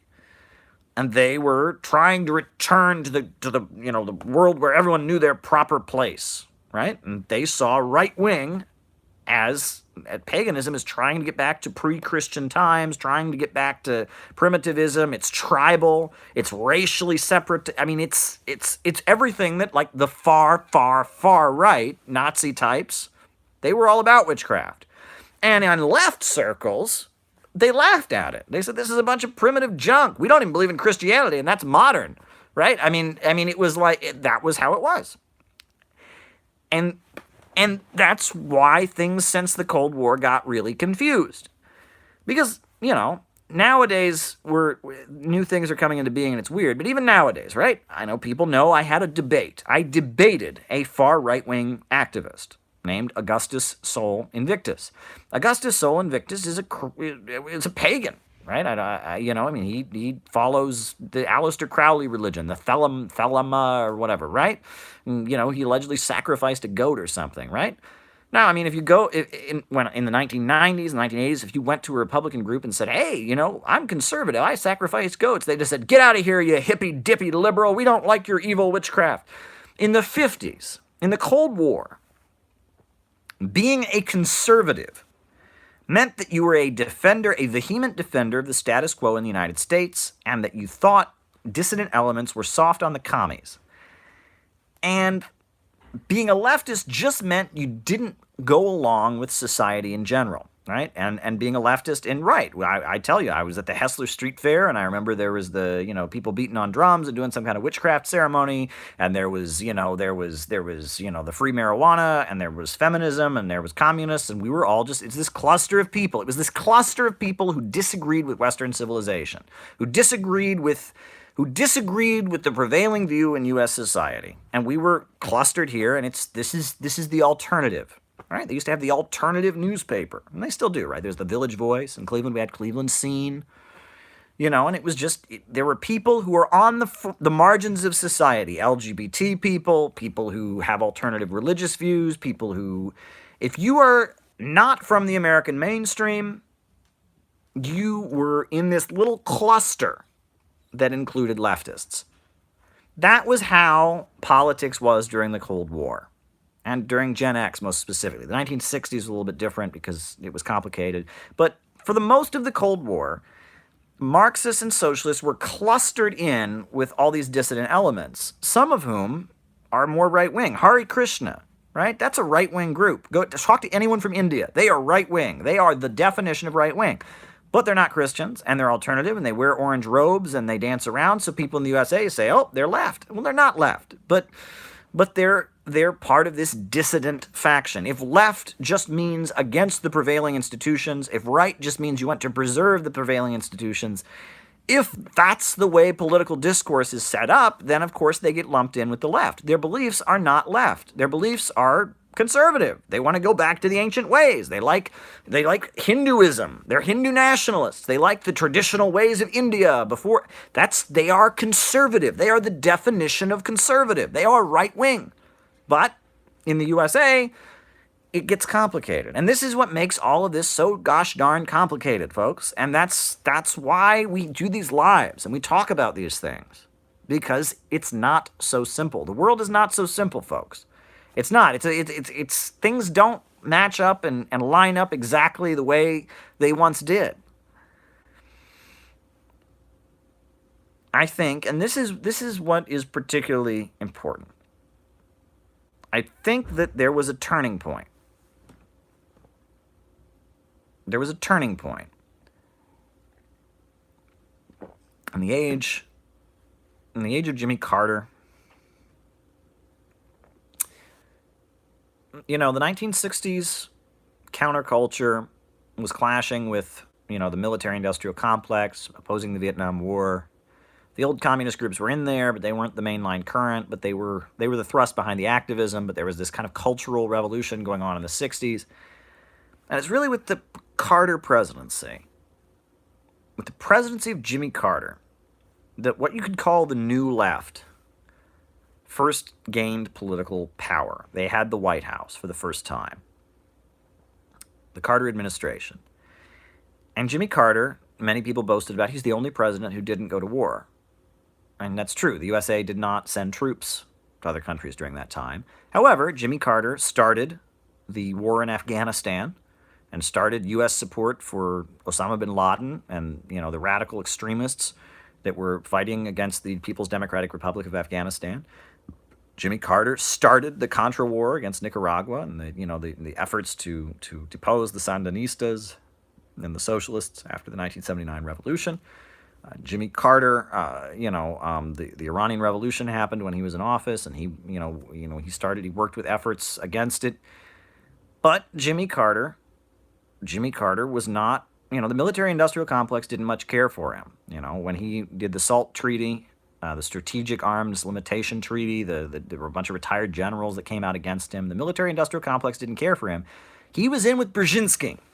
Zbigniew Brzezinski. He described himself as a student of Zbigniew Brzezinski. He was into soft power, and he was into no growth. And that was the pivotal thing. Leftism is about growth. Leftism believes that history is advancing and marching forward. That there is reaction and backwardness, there's the status quo, and then there's those forces that are progressive, that want to advance. But new leftism, the philosophy of the new left, is a rejection of the concept of historical progress. It is very much a worship of things deemed to be primitive. It is very much a belief that there are limited resources in the world. And because there's limited resources, we need to vastly reduce the human population and vastly reduce consumption. And it's a lot of Julius Evola kind of ideas. We need to go back to the primitive, ancient ways. We need to stop wanting things. It's the new left is not Marxism. It is a new formation. It's a new ideological construct. It comes out of the Frankfurt School, which was a Marxist group that started getting, backing by the CIA and other forces and started distorting. You talk about Adorno. You talk about Susan Sontag. You talk about the Congress for Cultural Freedom. All this stuff was a warped distortion that you call the New Left. It's not Marxist. It has a lot, and as much as it tends to use fascism as what it's against. Right? I mean, Adorno, he wrote The Authoritarian Personality, about what makes people become fascists. But in reality, a lot of their belief about historical progress is fascist. They do believe that there is a natural order. They do believe that these ancient ways, need to be accomplished. They believe in psychic powers. They believe in all kinds of magical stuff, and they oppose historical progress. And it's this primitivist belief system. Right, and that the human progress is the problem, right? It is not Marxism. I don't know what you want to call it. It's this thing that emerged in the Western world in the 1960s. It's the Rockefellers. It's the Council on Foreign Relations. It's the Congress for Cultural Freedom program. It's the CIA. It's ExxonMobil. It is what it is. It's this entity. It's the left wing of imperialism, and really. In essence, what divides them from the right wing, and this is what really should make your head spin, is the right wing are the people who still believe in growth. And that's the sad thing. The right wing are libertarian. They privatize everything. I'm going to get rich. And they still are holding on to these old American ideas. The Protestant work ethic, the go out and work hard. And they don't believe in socialism. They don't want social programs because everyone should just work hard, gosh darn it. And they're, religious, and they're trying to preserve the America of the 1950s. And they're trying to preserve the good old days. But they associate the good old days with growth. So they're optimistic in their own way, the right wing. They're optimistic. They're optimistic in their own way. They want to hold on to American optimism. And the new left are pessimists. And they're rooted in just this pessimism. But their pessimism leads them to just want a more controlled society. right? They want a little bit more economic control. They believe in neoliberalism. They are the people that created neoliberal economics, but they want a little more economic control. And they're more socially liberal, but they don't believe in progress. They believe human beings are a cancer on the earth, and they're anti-human. And so it's like you have these people on the right that are holding on to primitive ideas. They want unregulated capitalism. They believe in Christian evangelical fundamentalism, for goodness sakes. They're really just trying to believe in that if we just go back to the way things were before the 60s, we just go back to the way things were before World War II, if we can all be puritanical, good Americans working hard to try and start our own business and make money, everything will be perfect. That's what they believe. They still believe in growth, but their ideology, they're out of touch with reality in other ways. But the Frankfurt School and critical theory and the New Left and the Council on Foreign Relations, the Rockefellers, they don't believe in growth anymore. In fact, they want to reduce, they want to go backwards. They want to hold back history, they want to roll back. It's totally confused. The right have optimism, but their optimism is mixed in with all this incorrect ideology. And the pseudo-left has no optimism, is just a walking incarnation of pessimism, But they don't believe in the ideology.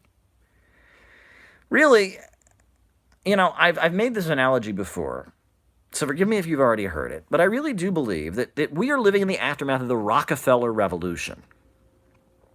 The Rockefeller Revolution, right? The Rockefellers seized, they were the vanguard. They represented a way bigger force than themselves. But if you look at the Rockefellers, they were Republicans, for a long time. Now I'd say they're Democrats, but 50s, 60s, they were Republicans. But they believed in Planned Parenthood.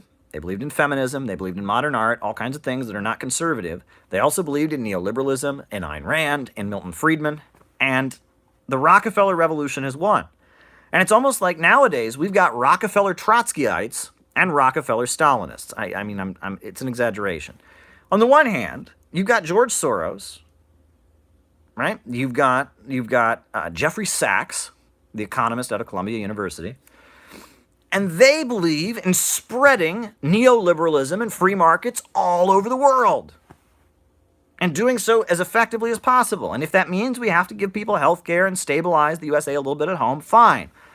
They're focused on overthrowing governments around the world and spreading free markets all over the world. They want the USA to appear less racist and less sexist. They believe in social liberalism because it's a vehicle with which they can deconstruct any society that would get in their way. They are all about global free market revolution. They want to spread neoliberalism and free markets and the rule of Wall Street bankers all over the world. That's one faction. But then you've got the forces that believe in neoliberalism in one country. And they don't give a flying F about China. They don't give a flying F about South America. But they cannot stand minimum wage laws. And they cannot stand, and these folks, they want to wage an all-out class struggle here in the United States, privatize everything, cut everyone's social spending, and they don't care about global international corporations. They want neoliberalism, free markets, unregulated capitalism, and austerity in the United States of America, and they don't care about the rest of the world. The other faction wants global neoliberal free market revolution, and if it's necessary to give a little bit of a welfare state here and there to keep things calm at home so we can get the big profits around the world, it's worth it. That's the divide. The Rockefeller ideology has triumphed, right? The Rockefeller belief system, social liberalism, right? They believe in birth control because there's too many useless eaters out there. These working people are so dirty and they're breeding and we don't like them. So we need birth control, of course, right? They like modern art because it doesn't have those pesky ideas. If they start painting pictures of people, next thing you know, they'll be protesting or something. Let's splatter some paint on the canvas, right? Yes, very good. They like modern art. But they also like Ayn Rand. Exactly. Survival of the fittest, right? The virtue of selfishness. We don't believe in any of that human solidarity claptrap. right? They also like Milton Friedman, right? Free to choose. Why should the government get in the way of my profits? Rockefeller ideology has triumphed, right? That is the ideology that rules the world. It was very confused. It didn't know what it believed. The Cold War came along, Marxism, Leninism came along, and it put them up against the wall. And the capitalists had to say what they were about. And they didn't know what they were about. They're just like, well, it's capitalism. We're just in charge. We make money. I mean, we don't believe anything. We're just, And during the Cold War, communism and Marxism, Leninism put Western society up against a wall. All right, we say the answer is communism. What do you believe? What do you believe? And they were like, oh, shit, what do we believe? Oh, God, can we start like a think tank? And out of that, we got Ayn Rand, and we got Milton Friedman, and we got all kinds of people who came up with what they believe. This is what Western society believes. Yes, we believe in free markets. We believe in, personal liberty, and they kind of scrambled to put together an alternative worldview to Marxism, right? Because, the capitalists, it wasn't like an ideology. It was just what happened, right? And so they scrambled and they put together, it was the Rockefellers with their think tanks they put together the Ford Hall Forum and the Ford Foundation. They put together they threw together this belief system and they announced, this is what we believe. And that ideology, now, fall of the Soviet Union, has won the Cold War. And that is what we live under. That is what we live under now. And it's Rockefeller ideology. And the Rockefeller Revolution has had very dramatic consequences, right? I mean, it's resulted in the rise of Vladimir Putin in Russia, who wasn't going to let the people of Russia suffer under neoliberalism any longer, renationalized the oil and gas, fixed up the economy, raised people out of poverty, saved that country from the disaster of Boris Yeltsin.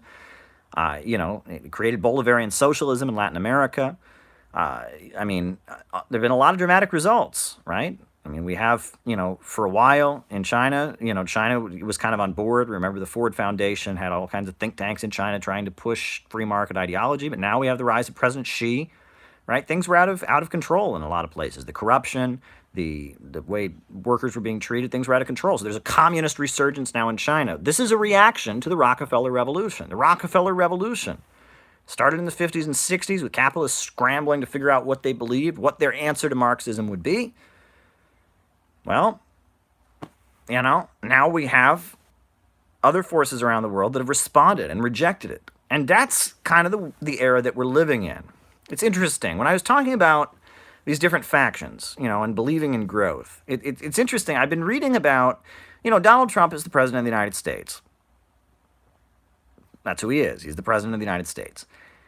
And his religion, right, his religious beliefs, people have talked about how it's a little bit silly that the religious right has such a crush on him because his lifestyle is definitely not anything that any devout believer in the religious right would ever believe in. But, Donald Trump, right, as a child here in New York City, he attended, I believe it was called, I don't want to get the name wrong, Manhattan Collegiate Church, I believe, or something like that.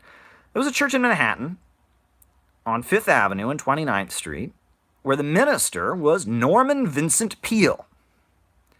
And Norman Vincent Peale, he is in essence, he's a conservative voice, but it's coming out of the Second World War. It was before the Second World War. It was during the Depression that he got popular at first, but he really surged after the Second World War. And he's urging people. Norman Vincent Peale was this pastor that Donald Trump, every Sunday, his dad, old man Trump and wife, and they all went and sat and listened to Norman Vincent Peale, the pastor. And Norman Vincent Peale, the author of the Power of Positive Thinking, he had a radio program called The Art of Living. And if you look at it, it's self-hypnosis. I mean, that's basically what it is. You develop these mantras, right? Like, I can do anything if I just try hard enough. And you repeat it to yourself constantly. It's like hypnotize yourself in order to become successful, right? I remember as a kid, they used to read us The Little Engine That Could, right? I think I can, right? And it's this mind over matter stuff. And that's middle America. The Rockefellers have said, no progress, no more. We have too much stuff. History is over. Pessimism. And then you've got these people in middle America who are going, I think I can. And they really want to hold on to what was there before. Right? The world, America, we're at the point where they're unpaving the roads, folks.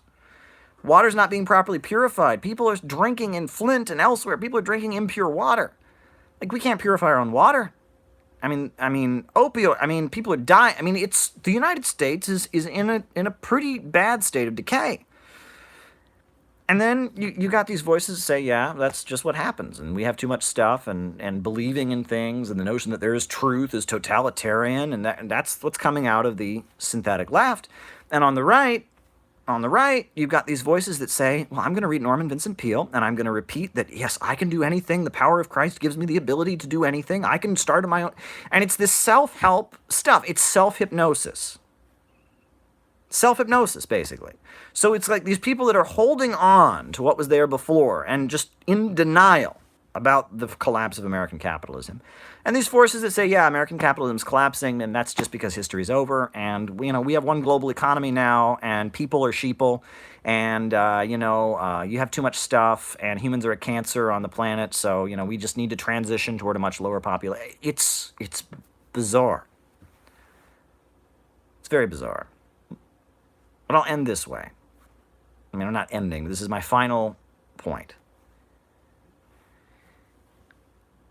The pessimism of the synthetic left, neo-Malthusianism, and the delusional self-hypnosis of the right are both toxic. The way out is optimism, socialist optimism. Socialism is the most optimistic ideology that has ever existed. We really believe that the people will rise up and seize control of the means of production. We, the people, could organize society rationally. We could eliminate poverty. We could unleash growth. All the problems of our society, we could control the economy in a rational way and get rid of them. And we can start moving toward a society that is so full of abundance, so full of kindness, so full of solidarity and compassion that the need for any kind of government or coercion would start to fade away. That's the vision of communism. So much abundance, so little scarcity, so much peace among society that eventually we can get to a society where everyone can just kind of do what they want to do. Right? Socialism is optimism. It views history as a train speeding forward. It sees the contradictions of capitalism and imperialism and says that the ultimate synthesis is socialism. It is optimistic. And people need optimism.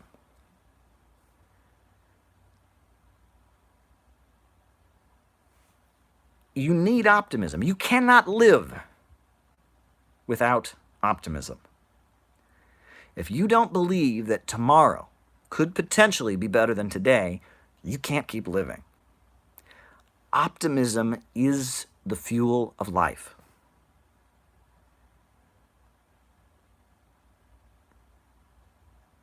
You cannot live without it. And only socialists can offer real optimism. The only way you can really be optimistic, right? You can get Norman Vincent Peale. You can self-hypnotize yourself and sit there and go, with the power of Christ, I can open my own business. With the power of Christ, I can become rich. But at the end of the day, only with socialism can you truly be optimistic.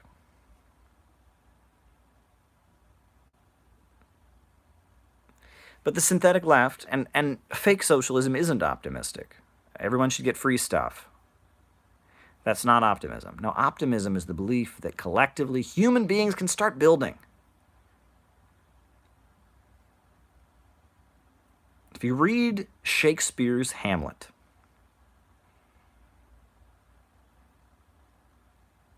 that is a case study in the danger of pessimism. Hamlet is sad, but his father has died. He's grieving, and a ghost appears to him and says, "Oh, hey, I'm your father's ghost, and just FYI, I didn't just die of natural causes, I was killed. I was assassinated, so you really ought to do something about that." And Hamlet goes, "Oh, God, something is rotten in the state of Denmark. Not only did my father die, not only did my mother marry my uncle, but my uncle and my mother, conspired to kill my father. And he's pessimistic. He can't think, what can I do? And he spends the whole play, Hamlet's going around dreading everything. He can't see a positive outcome of this, right? Hamlet is walking around going, oh my God, what can I do? Well, maybe this ghost is actually a demon who's trying to set me up to do something. And so he stages a play to try and test and see if the king really did it, and it works. The play is the thing that shall affect the conscience of the king. And he stabs someone through a curtain and they die, and that's bad. And then his girlfriend, she commits suicide because it's her father, and Hamlet's just walking around, and he's saying the only way this can end is with some big horrible tragedy. That's the only way this can end. He can't envision it ending any other way, right? He's cursed with this knowledge. There's something rotten in the state of Denmark. He's aware that his father was murdered. The only way it can end is with a big bloodbath. And you get the big bloodbath. Finally happens. It's a sword fighting competition. Poisoned swords, poisoned wine, everyone stabbing everyone else, and it all dies. And the curtain ends, and you've just sat through 3, 4, or 5 hours of pessimism. But I want you to imagine the alternative ending to Hamlet.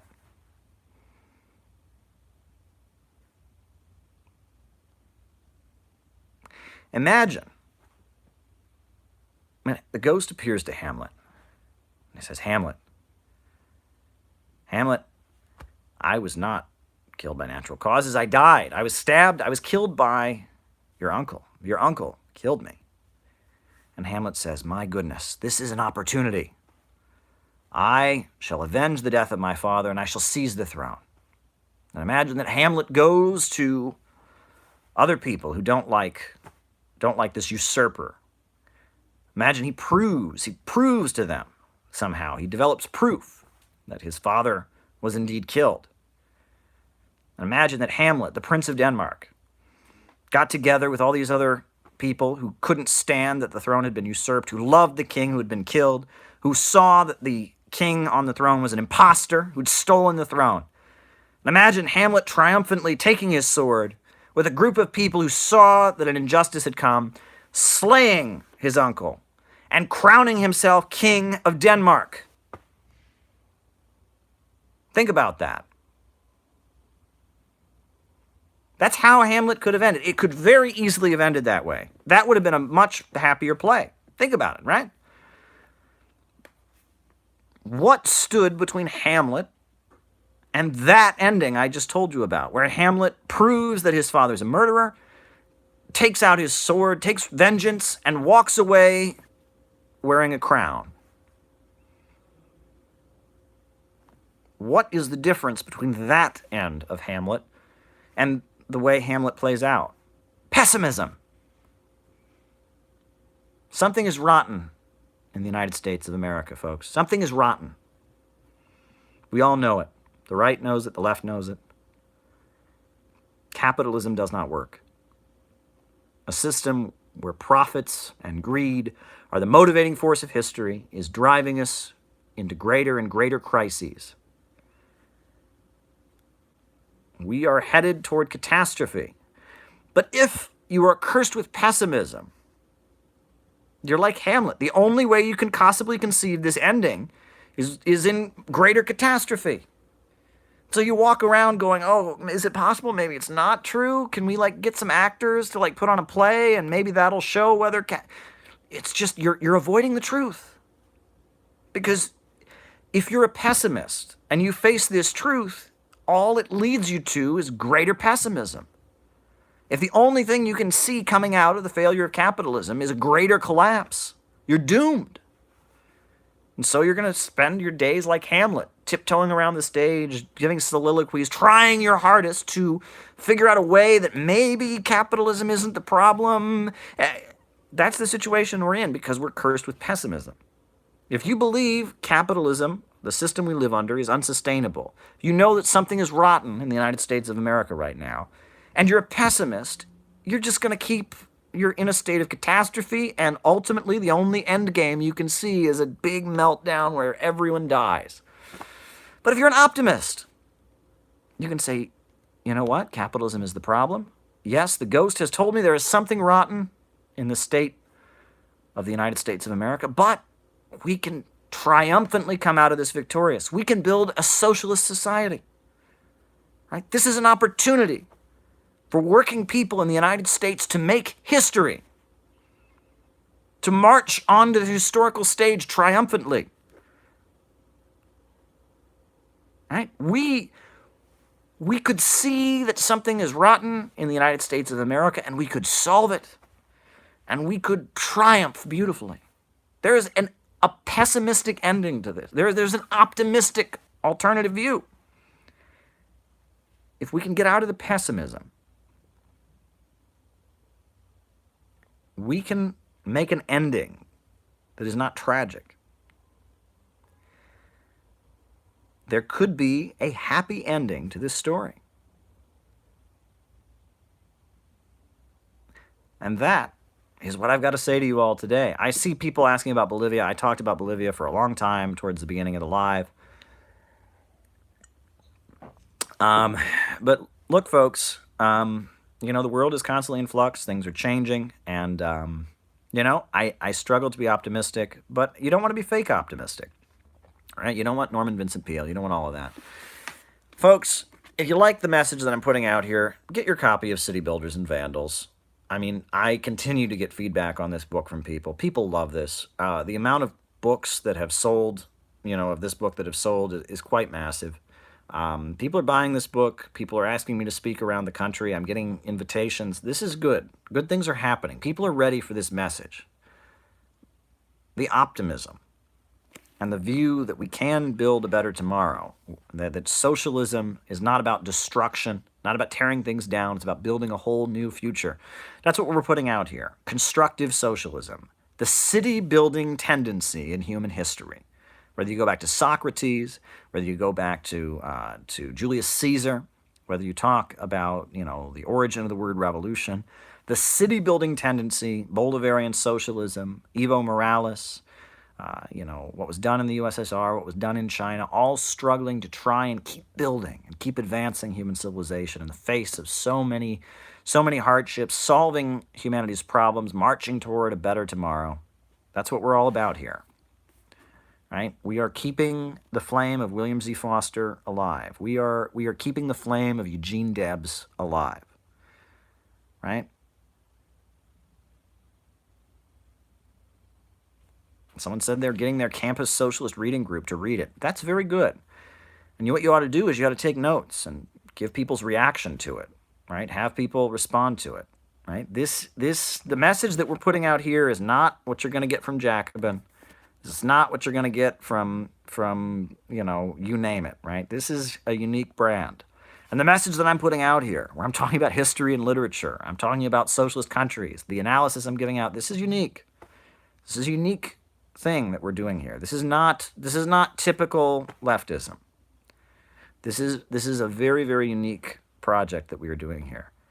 But we are the beginning. We are lighting the flame of something that's very, very exciting. I mean, I was just talking to some people that I've been working with. I mean, a lot of really good things are in the works, folks. A lot of really exciting things are happening. I'm not happy about Bolivia. I'm not happy about it. You're not happy about it. Like I said, it ain't over till it's over. But we all need to keep our eyes on the future. We all need to keep our eyes on understanding the world. We need to not get trapped, and we need to focus on how we can get out of the crisis that we're in. Folks, I am having a great time here. And, trust me, folks. Trust me. Things are getting better. There's some really exciting stuff in the works right now. I can't get too specific about it, right? It's kind of a thing, right? People want me to talk about all kinds of stuff. I see people asking me questions about people I work with and all that. I don't talk about that kind of stuff here. The whole world can see this. Anybody can get on here. So if you're asking me personal questions, I can't answer them because this isn't you and me talking in a bar. It might feel like it, and I'd love to talk to any of you in a bar. And if I'm in your area and you want to send me a message and we'll get together and hang out, fine.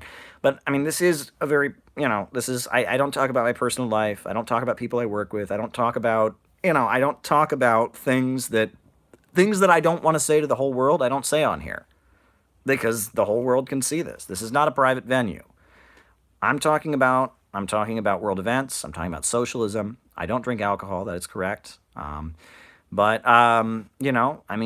This venue is not the place for intimate private conversation. So all that I can say, I can't get into details, but I can just tell you that some very, very, very, very exciting things are currently in the works.